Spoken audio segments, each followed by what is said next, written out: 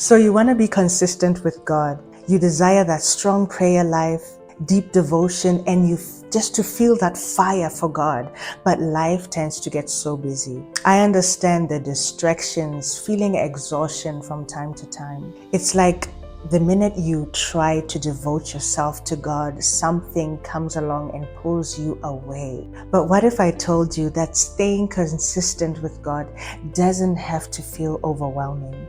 This is why we're here. So in this video, I'm going to share 3 steps to help you build a stronger, more consistent faith life, no matter how busy you are. Friends, I encourage you to stick around because step 3 is the ultimate key for the solid, lasting relationship with God. I promise you of this. This has changed my life.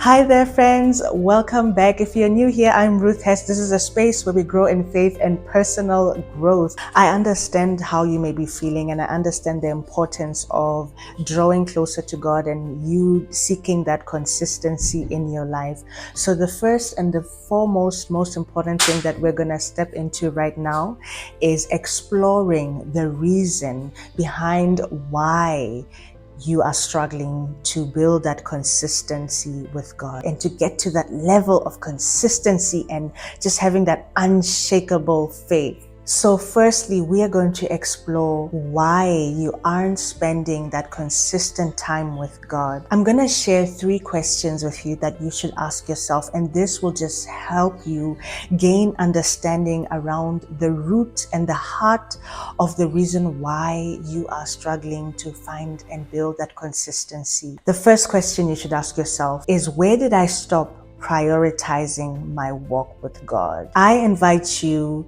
to reflect on your past and try to identify when in your life and where in your life did you stop prioritizing God, or why it may be difficult for you to start prioritizing God in your life.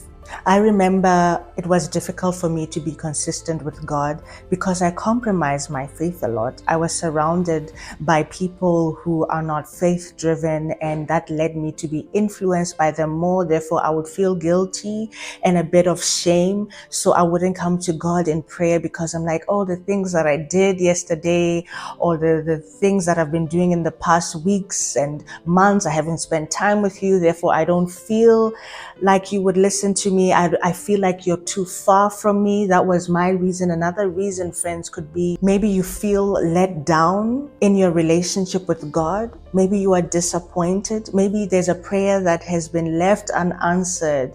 Maybe you feel like you're not hearing from God and you feel like He has turned His face away from you and He won't listen or even pay attention to what it is that you have to say, to your cries, to your tears.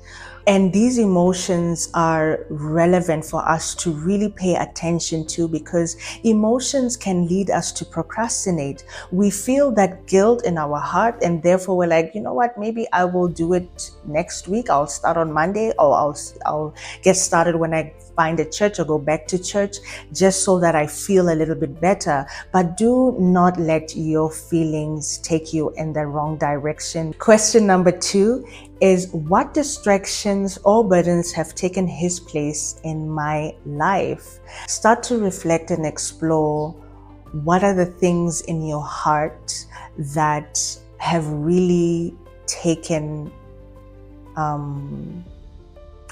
space in your heart. Is it burdens that you are carrying? Maybe the day-to-day stress is maybe a big stress in your life, and you tend to be afraid all the time and have an anxious heart over whatever it is that you are stressing about. It could be work. Maybe you are just on the go with work. There's one task after the other, and you just want to get things done. But the more you get done, the more comes up on your to-do list. And the thing about this is, once you finally have that time to rest, you like immediately fall asleep. You black out in sleep because you are extremely exhausted from that strife, from that overwhelming stresses and not getting time to just rest and take a breath from whatever responsibilities that you have. Maybe you're balancing motherhood and marriage and your social life, and you're just trying to juggle all of this. Friends, I know what that feels like, and I have been there as well.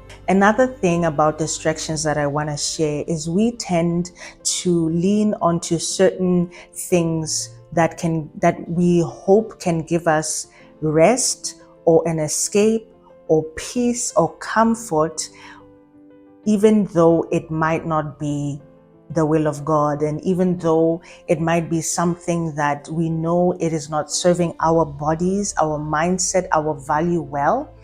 But we tend to just give into these things just because it makes us feel better in the moment, yet it's just a temporary escape. It doesn't take away the stresses. It makes us more prone to being more affected by the stresses because we are not addressing them the right way. If you want to go in depth in this area, I shared a video I'll put up here.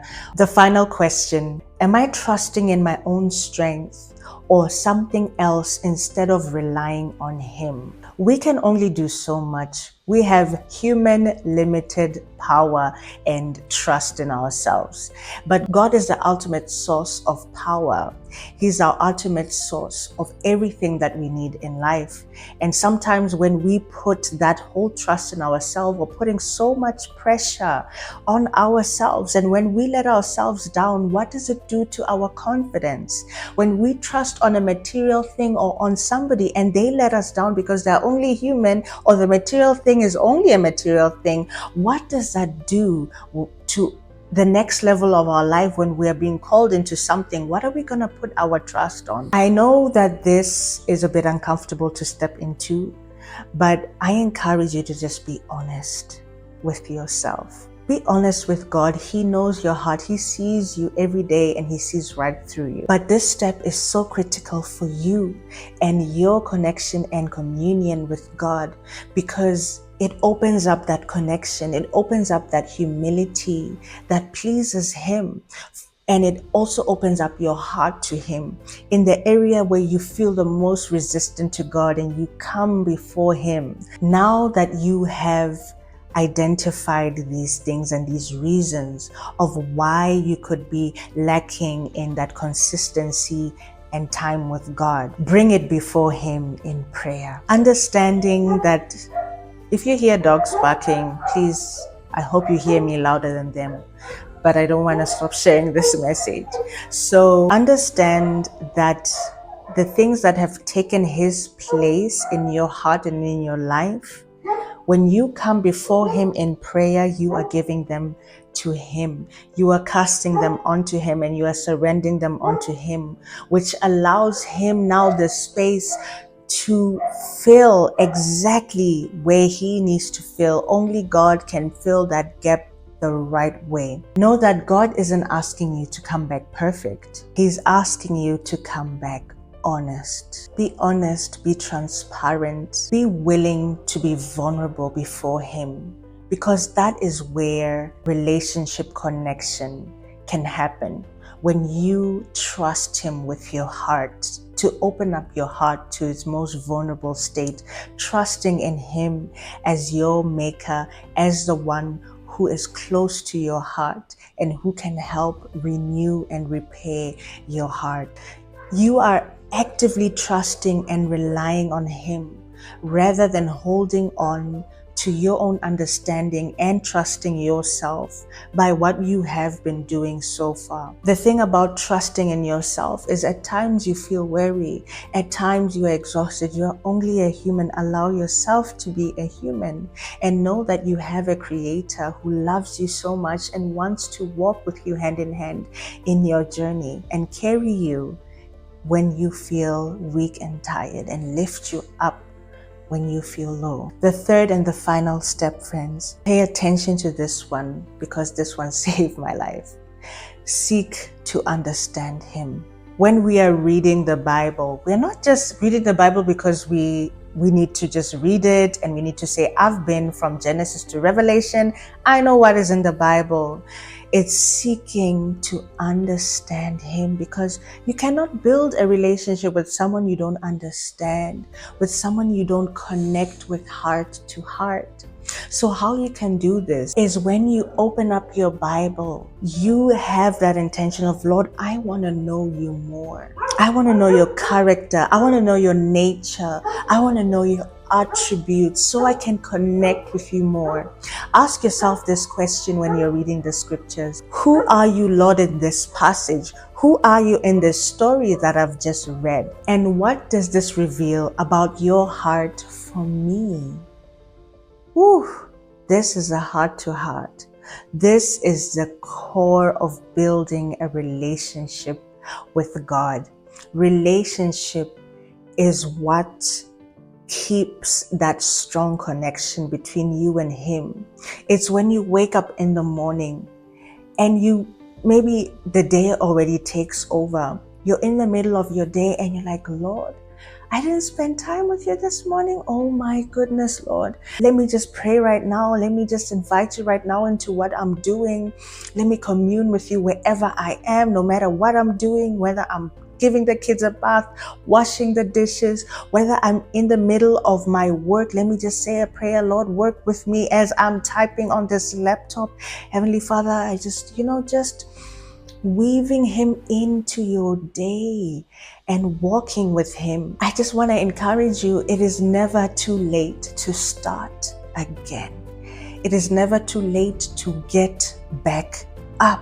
Even though we might fall, even though you might maybe forget or miss a couple of days or weeks, or even if you've missed months, you can get back right now. So I want you to do something in the comments. I want you to be intentional of what you are going to let go of or adjust to make room for God. Just type it down in the comments and let us support one another, cheer each other on. Thank you again so much for tuning in. I will see you next week. Ciao.